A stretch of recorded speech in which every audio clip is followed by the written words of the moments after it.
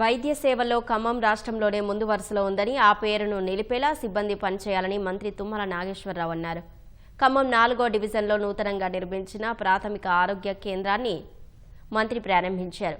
ఆసుపత్రికి వచ్చే రోగులకు తల్లిలా ప్రేమించి వైద్య సేవలు అందిస్తే వారు ఎప్పటికీ మిమ్మల్ని మర్చిపోరని తుమ్మల అన్నారు. రోగులకు ఆసుపత్రికి రాగానే మంచి స్వాంతన చేకూరేలా ఉండాలని తెలిపిన ఆయన ఆసుపత్రిలో మౌలిక వసతులకు నిధుల కొరత లేదని వివరించారు. ఖమ్మం పట్టణం ప్రశాంతమైన పట్టణంగా అన్ని రకాలుగా విద్యాపరంగా కానీ వైద్యపరంగా కానీ ప్రభుత్వ హాస్పిటల్స్ లో కూడా మాకు మంచి వైద్యం అందుతుంది అనే భావన మనకు రావాలి. ఆ రకంగా ఇప్పటికే ఖమ్మం పట్టణం అగ్రభాగాన నిలిచింది. ఆ రకంగా విద్యా వైద్య రంగాన్ని పెద్ద ఎత్తున ప్రోత్సహిస్తున్నటువంటి రేవంత్ రెడ్డి గారి ప్రభుత్వానికి మీరు కూడా మీ సేవలు సక్రమంగా అందేటట్టుగా మీ స్టాఫ్ని మీ యొక్క డిపార్ట్మెంట్ని మీరు ముందుకు తీసుకెళ్లాలని చెప్పి డిఎంహెచ్ఓ గారికి విజ్ఞప్తి చేస్తూ